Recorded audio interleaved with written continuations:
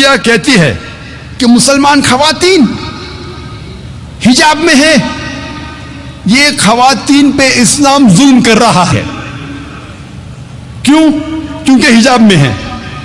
دوسری اور ہم دیکھتے کرسچن نن، کرسچن سسٹرز، وہ بھی حجاب میں، اس کا بھی سر ڈھکا ہوا ہے، لیکن کہتی ارے واہ یہ خواتین کتنی ماڈسٹ ہے، ماشاء اللہ کتنا پردہ کرتی ہے. تو مسلمہ پردہ کرتی ہے، حجاب کرتی ہے، تو کہا جاتا ہے یہ خواتین پہ ظلم ہو رہا ہے. کرسچین سسٹرز نن جب پردہ کرتی ہے تو کہا جاتا ہے کہ دے آر ماڈسٹ.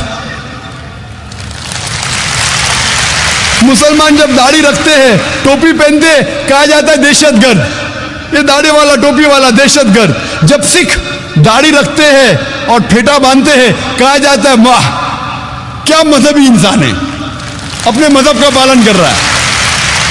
مسلمان داڑھی رکھتا ہے، ٹوپی پہنتا ہے، دہشت گرد. سکھ داڑھی رکھتا ہے، پھیٹا باندھتا ہے، مذہبی انسان. ڈبل سٹینڈرڈز، دوگلے پنا. آپ دیکھیں گے انڈین میڈیا میں بھی کئی بار آتا ہے. حیدرآباد میں ایک 50 سال کا عرب، 50 سال کا مسلمان عرب نے 18 سال لڑکی کے ساتھ شادی کیا. فرنٹ پیج 50 سال کا عرب مسلمان 18 سال لڑکی سے شادی کیا. دوسرے دن 50 سال کا مرد غیر مسلمان 8 سال کی لڑکی کو ریپ کرتا ہے، بلاತ್ಕಾರ کرتا ہے. آتا ہے نیوز 20 میں، چھوٹا سا نیوز اندر کے پیج میں، پیج نمبر 11، پیج نمبر 13. ایک 18 سال کی لڑکی مرضی سے شادی کرتی ہے 50 سال کے مرد سے، آتا ہے فرنٹ پیج. ایک 50 سال کا غیر مسلمان بلاತ್ಕಾರ کرتا ہے، زنا بالجبر کرتا ہے 8 سال کی لڑکی کے ساتھ، آتا ہے نیوز 20 میں. کیوں؟ Double standards. ہم دیکھتے ہیں اکثر کہا جاتا ہے مسلم ٹیررسٹ، مسلم ٹیررسٹ، اسلامک ٹیررزم.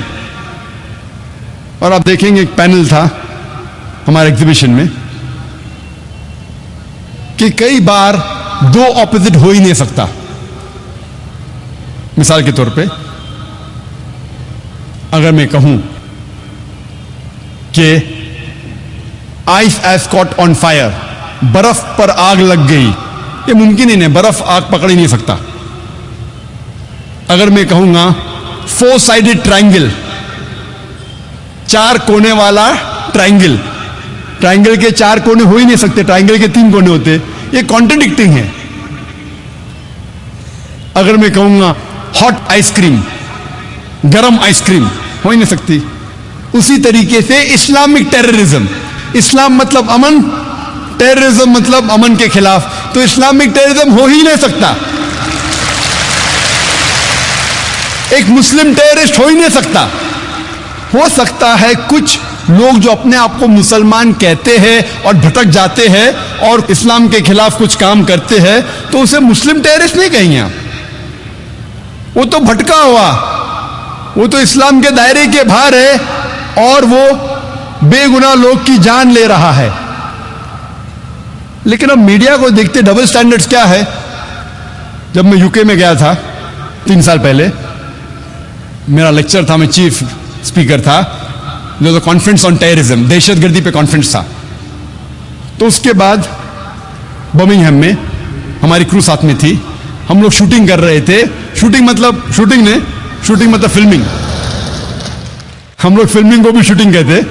تو بندوق کے ساتھ نہیں تھے، کیمرہ کے ساتھ تھے. ہم لوگ ایک گریو یارڈ میں ایک یہودی قبرستان میں شوٹنگ کر رہے تھے. تو دیکھیں 7-8 لوگ ٹوپی داڑھی والے. تو یہودی نے دیکھا، فوراً پولیس کو فون کیا. ہم نے شوٹنگ ختم کر لیے، فلمنگ ختم کر لیے. پھر پتا چلا کہ پولیس ہم لوگ کو ڈھونڈ رہی ہے.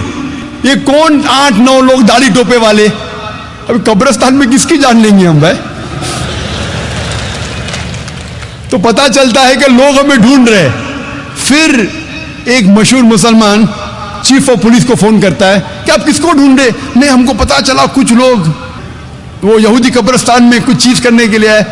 تو مسلمان نے کہا کہ میں نے چند دن پہلے آپ کو DVD دی تھی ایک مقرر کی، ذاکر نائک.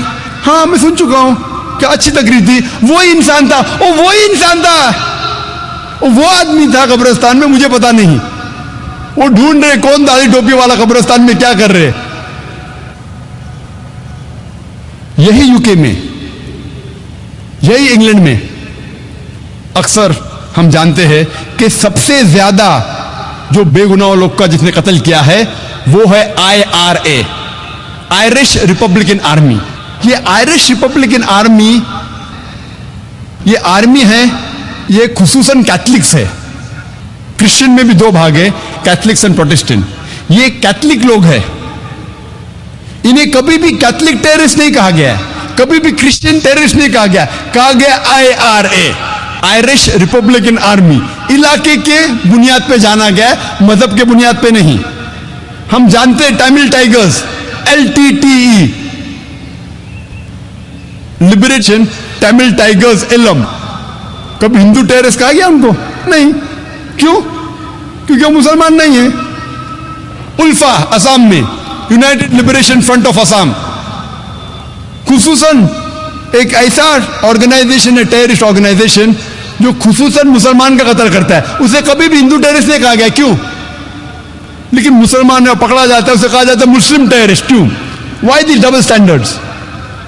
वाई?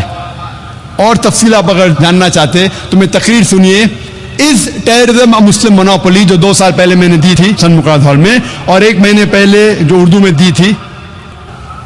क्या आतंकवाद मुसलमानों की विरासत है?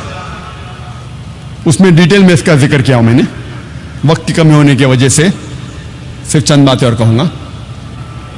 हम जानते हैं कि अभी हाल में 2, 3, 4 महीने पहले कई बॉम्ब ब्लास्ट हुए, और 1 महीने पहले, 4 महीने से 1 महीने पहले तक अक्सर मीडिया में आ रहा था कि मुसलमान रिस्पॉन्सिबल।